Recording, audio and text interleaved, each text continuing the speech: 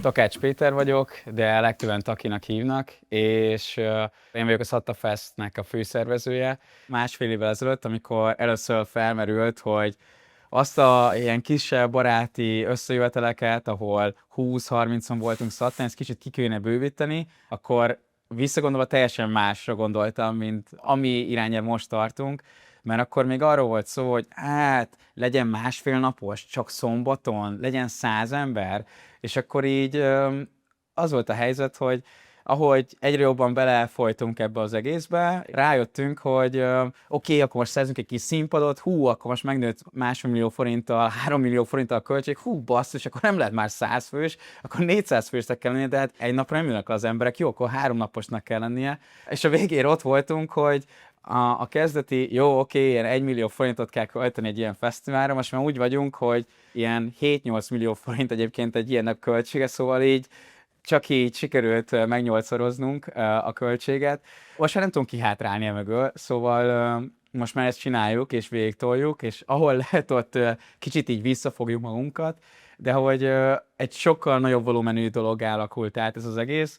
Akik eddig segítettek, rengetegen, 20-30 fő, lehet, hogy csak valaki 1-2 hétig is, vagy 1-2 hétvégén lent Szattán, viszont vagyunk legalább 8-10, akik pedig nagyon aktívan csináljuk ezt, heti szinten folyamatosan munkát teszünk bele.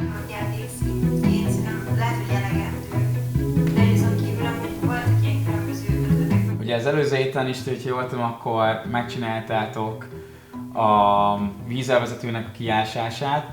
Ugye amire szükség van mindenképpen az az, hogy az emberek ne potyogjanak bele a tókába, szóval mindenképpen azt ultra biztossá kell tenni és biztonságosá, és akkor meg kéne építeni ott a kerítéskörben.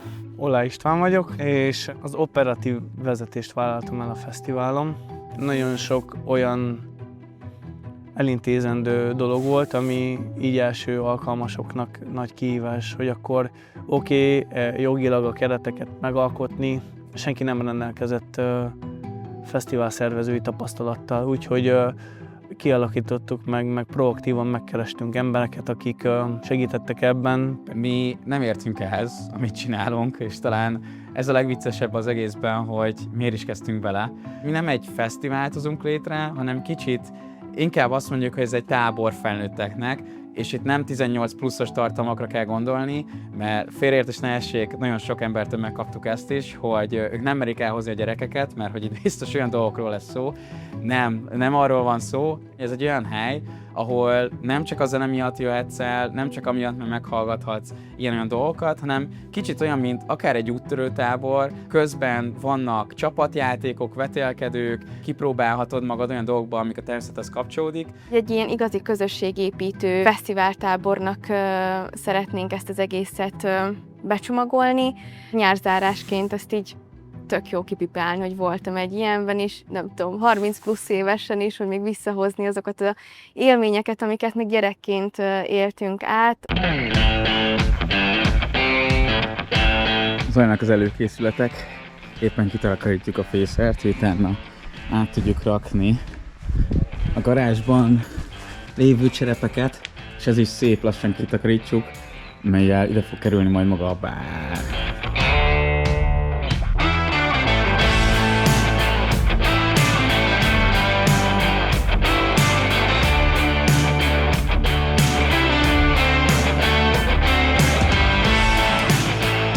Na, ahogy jól látható, kitisztult a fészer. Ide fogjuk majd behordani azokat a cserepeket a pajtából, onnan.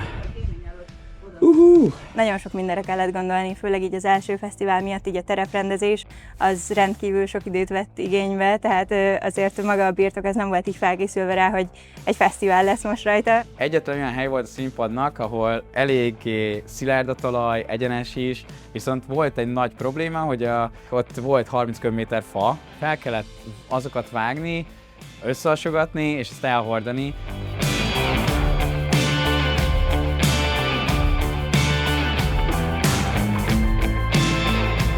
Jó buli volt, hogy így rohadt meleg volt, de ástunk, csákányoztunk, és annak ellenére, hogy meleg volt, vagy nagyon jó hangulata volt az egésznek, hogy így ott volt az egész csapat, és mindenki dolgozik ezen, és mindenkinek így jó kedve van, szóval, hogy így eltörpült mellette az, hogy irtózatosan meleg van. A színpad előtti küzdőtér szinte már teljesen ki lett takarítva, ott még van egy fakupac, és hát a fatároló pedig annál dugibb van fával.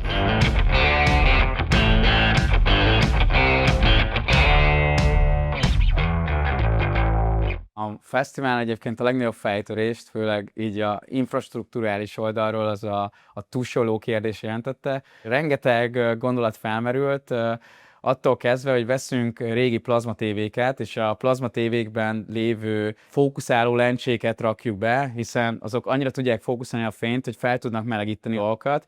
Tehát, hogy voltak ilyen irányok is, és akkor a legvégén szerencsére vannak olyan emberek így a szervezői brigádban, akik elég leleményesek, és akkor onnan jött ez a gondolat, hogy van egy medence, ahol tudjuk tárolni a vizet. Oké, ez a víz az hideg, akkor mi legyen? Hagyjuk úgy, melegítse fel a nap.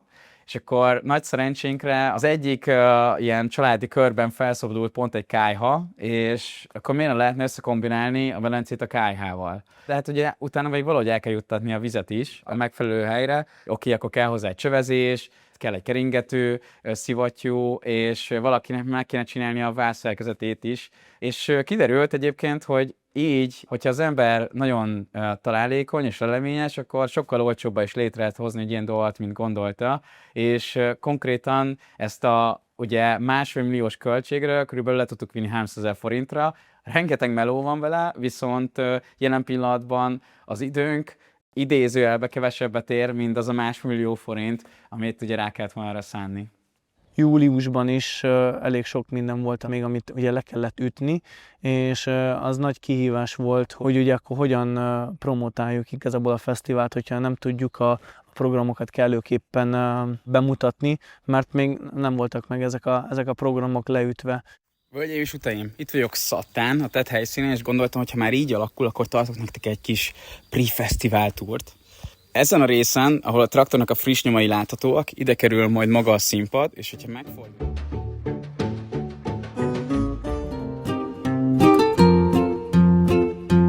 Képzeld el, ahogy reggel a fák között nyújtóz. Olyan előadók lesznek, mint a Kapca, Kollár Klemenc László, kisbetűs ünnepnapok, áramlás és a semmi. Már csak ez a kérdés, te ott leszelek. Nincs más dolgod, mint hogy megvedd a bérleted és szólj a barátaidnak is. Ott Tali. Kényszerítettek.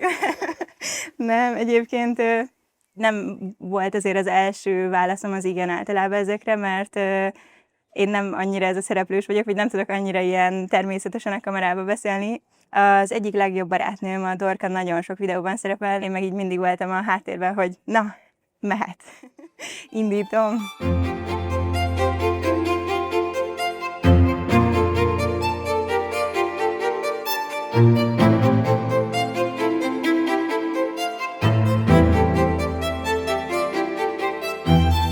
Rengeteg olyan ember csatlakozott ez az egész kezdeményezéshez, akik azt találták motiválónak benne, hogy ez az őrségben van, és hogy van egy csapat, akik belekezdtek ebbe, és hogy nagyon szeretnék ennek a csapatnak a rész lenni. Úgy is jöttek olyan most már fő csapattagok, akiket egyáltalán nem ismertünk. Csak meglátta a Szatta Festet, látta, hogy van egy olyan lehetőség, hogy lehet jelentkezni önkéntesnek, és jelentkezett. Én így a zeneipar felé szerettem volna menni, és bele szerettem volna kóstolni így a fesztivál szervezésbe is, és keresgéltem fesztiválokat, és így akadtam a Szatta Fesztiválra, a csapatra, és írtam nekik egy e-mailt, hogy én nagyon szívesen részt veszek a szervezésbe, és akkor innen elkezdődött így a kommunikáció, és végül is így június közepétől már ott voltam benne a szervezésben rendesen, 100%-osan.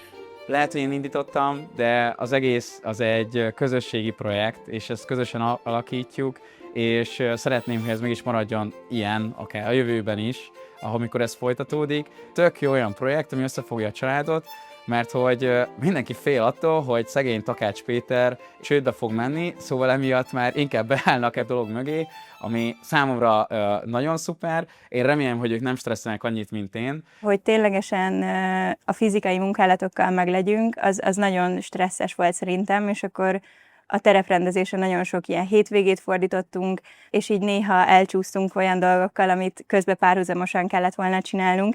Az utolsó hét az egy maraton volt, az nagyon durva volt. Minden nap ilyen hajnalig voltunk fent, és folyamatosan ment a hívogatás, írogatás. Csütörtökön kezdődött ugye a fesztivál, délután 4-kor tudtak becsekkolni az emberek, és hát az volt a helyzet, hogy még nem volt kitalálva az se, hogy hogyan fogják tudni becsekkolni a jegyüket, ki hogyan fog tudni vásárolni, nem állt akkor még a EU-s sátor.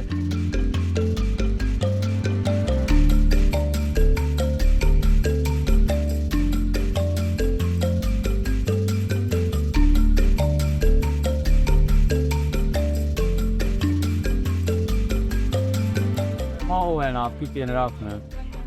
Sajnos nem én vagyok a legnagyobb Canva huszár, de próbálom valahogy székíteni a dolgot, amennyire lehet.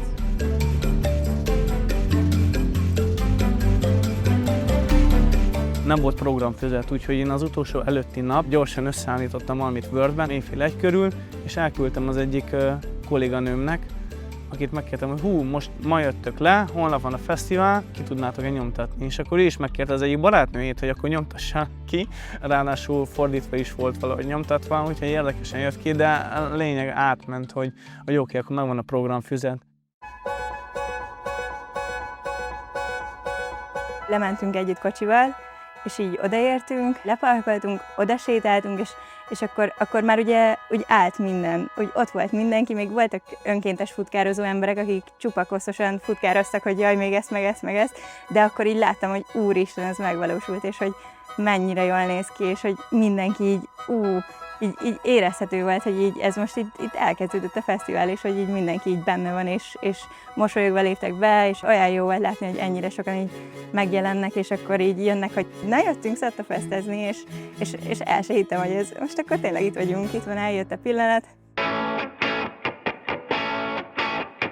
Az első programunk, amit sok minden más is követ, a gyógynövénytúra, és azok, akik az első sessionre jelentkeztek, azokat szeretnénk ide kérni a SzattaFest bejáratához, a SzattaFest tábla alá. Nem kellenek a hétköznapok, legyen minden nap péntek, akkor azt érezném, hogy boldog vagyok, és könnyebb lenne az élet. El kéne szabadulni innen, el kéne menni már innen rég.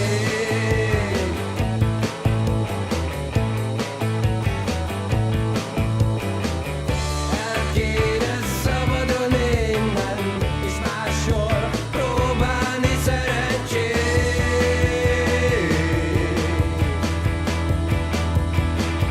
Olyan programokat is szerveztünk, amik kicsit így a helyi hagyományokhoz kötődnek, és nagyon hálás vagyok annak, hogy a helyi asszonyok a húzatrétes készítéses ilyen workshopot megtartották. Bár az elején azt mondtam, hogy akkor 20-25 ember lesz ott, végül 50-en voltak, vagy talán 60-an is, szóval ők számítottak rá, de így sikerült megoldani, kicsit kaotikus volt. Mi csak örültünk neki, meg a nénik is nagyon örültek neki, hogy ennyire nyitottak a fiatalok az őrségi hagyományra, vagy az őrségi receptre például, hogy az érdekli őket.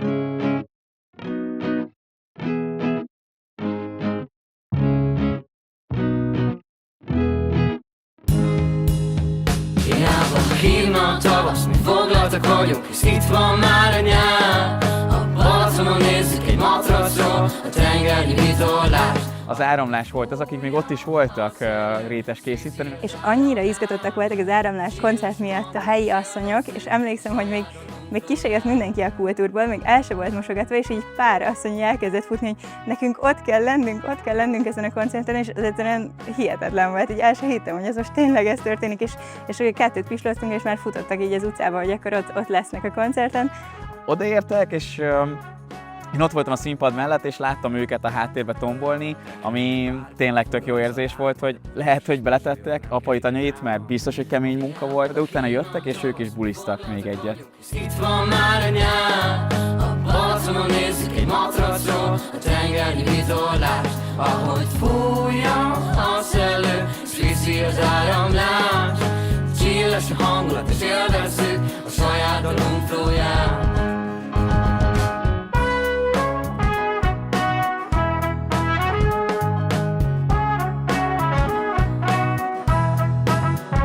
Az nagyon jó volt, amikor így kinéztem a backstage-ből, és így láttam a koncerten a fesztiválozóinkat, hogy mennyire jól érzik magukat, és hogy így mindenki így fel van így szabadulva. A koncertek annyira jól sikerültek, és az emberek annyira jó visszajelzéseket adtak, és ez sok mindennek köszönhető. Köszönhető az előadóknak, akik zseniális munkát és bulit csináltak, és köszönhető egyébként a hang- és fénytechnikának is, a srácoknak, akik írtóprofin végezték a munkájukat, és ez egy olyan katartikus élményt adott, amiben egyrésztről a fellépők is élvezték nagyon, tehát az, hogy egy ilyen profistább állt rendelkezésükre, mellette pedig valószínűleg ennek köszönhetően is ugyanúgy élvezték nagyon az emberek. Ezt is elviszem magammal, viszem magammal, ha lehet, ezt is elviszem magammal.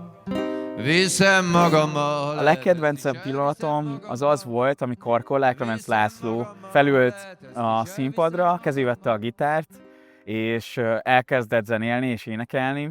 Akkor nagyon elérzékenyültem, mert végignéztem az embereken, és azt láttam, hogy mindenki csillogó szemmel hallgatja, énekli, és ez engem nagyon megérintett. És apukám is ott volt, és hallgatta, pont egy széken ülve, és akkor oda mentem mellé, megkérdeztem tőle, hogy hogyan érzi magát. És azt mondta, hogy hát ez nagyon zseniális, és egyből folytatta, hogy egyébként, hogy így végignézek a telken, akkor itt meg ott lehetne ez meg ez jövőre. És az volt nagyon szép, és az volt nagyon megható, hogy már úgy gondolkozott erről az egészről, hogy ez nem egy alkalom volt, hanem hogy folytassuk, és ebből legyen hagyomány. Kicsit a nyarat, kicsit a telet, viszem a mindörökké Moszkva teret. Ezt is elviszem magammal. Viszem magammal, ezt is elviszem magammal. Amit még úgy talán jó volt látni, hogy ez tényleg egy ilyen kisebb közösségi alkalom volt. És ott voltak az előadók is, és volt előadó, aki ott volt órákon keresztül, meg volt, aki az elejétől a végéig ugye részt vett, és ott voltak a nézőtéren, és csápoltak, ugráltak, élvezték az egészet, úgyhogy pozitív élmény volt látni, hogy nincs az az elszakadás, hogy jobban megvolt ez az egységesség, hogy igen, megvolt az előadás, de utána ott vagyok a nézők között, beszélgetünk az emberekkel, ők is élvezik, és ők is részt vesznek a fesztiválban, nem pedig csak előadnak. Boldog születésnapot Luca, hatalmas tapsot Lucának!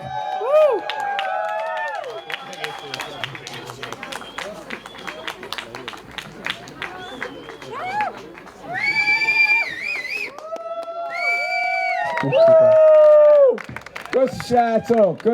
Köszi!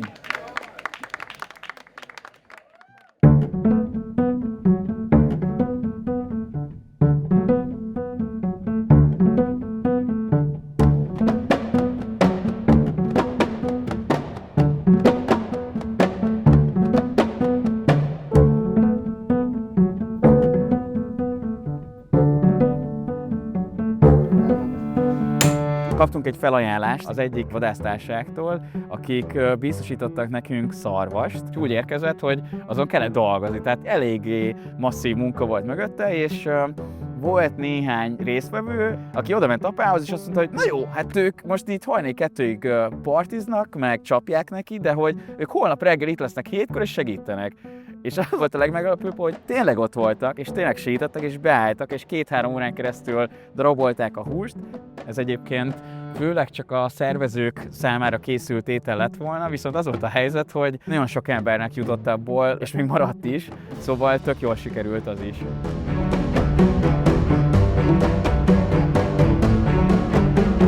Hát a kenyérkészítés, én nagyon-nagyon örültem, hogy a Fifi ezt elvállalta. Szerintem ő volt az ideális ember erre a feladatra, mert ő volt az, aki nem ijedt meg attól, hogy hát nagyon sok az érdeklődő, mert eredetileg 5 főre hirdettük meg ezt a programot, hogy akkor hogy tudjon figyelni az emberekre, meg hát ez egy egész napos program, és akkor kiderült, hogy 25-30-an feliratkoztak, vagy hát szeretnének jönni a kenyérkészítésre, és emlékszem, hogy akkor is volt ilyen éjszakai színpadőrzésünk, mert az így mindig volt, így mindig figyelte, meg felügyelte valaki így a hangtechnikát, és akkor pont én is így kimentem oda hajnalban, hogy akkor most az én feladatom jön, és a Fifi ott készítette elő a kovászt, a garázsban, és így voltam, hogy úristen, fűvítettem, mit csinálsz? És mondta, hogy hát, hogy kiderült, hogy sokkal többen lesznek, úgyhogy most készíti elő a kovászt, és akkor ott hajnali 3-kor öntötte a kovászt, hogy akkor holnap meglegyen az összes kenyérre, és másnap így összetoltunk szerintem 3 sörpados asztalt, és ott így végigállták az emberek két oldalról, hát az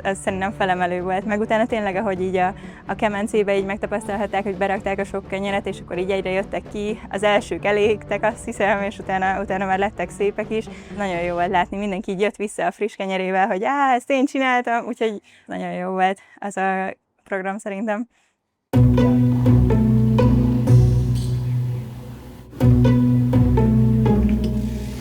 Most éppen vizet töltünk, a Fasz a gyerek olimpiának van több játéka is. Az egyik, hogy ne lötyögtesd ki a vizet, a másik, hogy egy vizes laborból kell szájjal kivenni az almát, hogy pontos legyek, miközben frissen szerettet, amit innen a fáról szedünk majd. Fasz a gyerek olimpia. Ez egy nagyon-nagyon fontos rész eleme volt az egész fesztiválnak, mert hogy amellett, hogy az emberek jól érzik magukat, kicsit megismerik a helyi kultúrát és hagyományokat, lásd például réteskészítés, emellett viszont cél volt az, hogy az emberek kicsit a saját gyermeki énüket is ki tudják élni, és a Fasz a gyerek olimpia az meg pont ugye emiatt is jött létre, ahol ugye olyan fajta tevékenységek voltak, amik kicsit kötődnek valamilyen szinten a falusi élethez, szóval például talicskában kellett az egyik emberek a másikat eltolnia, úgyhogy közben az, aki tolja a talicskába a másikat, annak be van kötve a szeme, de például volt pálinkakóstoló, volt kukoricacső dobás, vagy éppen ki tudja minél gyorsabban kiveszedni szájjal egy laborból az almákat, vagy éppen volt kötélhúzás is. Nagy kérdés volt, hogy az emberek mennyire ismerik föl, és mennyire fognak ezzel találkozni, és imádták. Az biztos, hogy a gyermeki én az előjött sok emberben.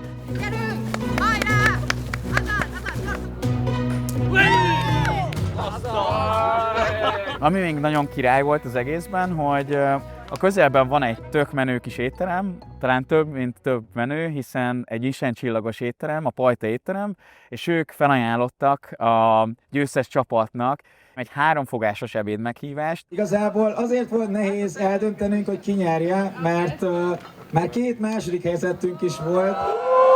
Nem mások ezek a csapatok, mint a Thomas Angels, és mi legyen a nevünk? Gratulálunk! Gyertek közelebb!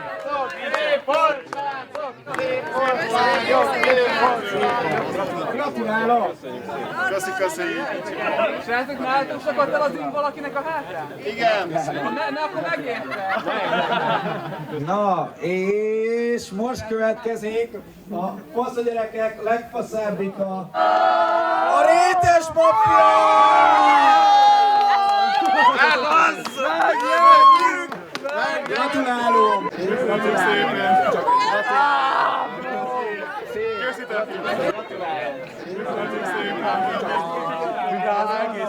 Igen.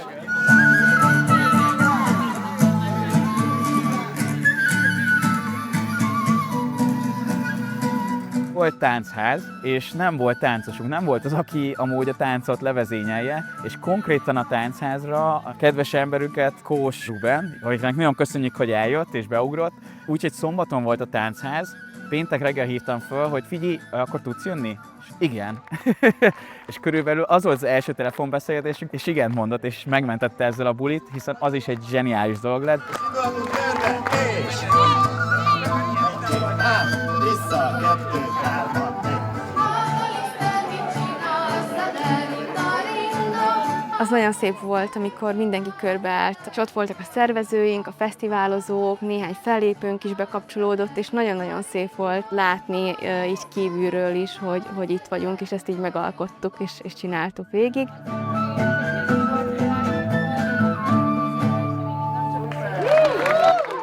Összességében én nagyon azt éreztem, hogy élvezték az emberek, és azt is mondták, hogy úgy tényleg sikerült így kikapcsolniuk, és így teljesen így belefeledkeztek ebbe a hétvégébe is, hogy a koncertek is nagyon tetszettek. Tényleg az, hogy odajöttek, és bármit csinálhattak ilyen szempontból, mert mint hogy bizonyos kereteken belül, de hogy a programokra értve, az szerintem nagyon-nagyon pozitív volt a visszacsatolás összességében. Elég nagy vigyorra ülök itt, hiszen az, amit ez adott mindenkinek, ezt folytatni kell, és amiben más lesz, az hallgatunk még jobban azokra, akik most már ezt a közösséget alkotják, és részt vettek a fesztiválon, és erősíteni akarjuk azt, amit ők szerettek volna, és ami nekik nagyon tetszett, és mellette az ilyen kicsi, apróbb hibákat kijavítani, és ezt az élményt, ezt tovább fokozni, főleg a napközi programokkal és azoknak a változatosságával, de akár ugyanúgy zeneileg is továbbra is a minőségre építeni, feltörekvő zenekarokra, és a közösség feelinget pedig erősíteni. És ez a cél, hogy folytassuk, csináljuk, és hogy jövőre találkozzunk mindazokkal, akik részt vettek, és sokkal több emberrel.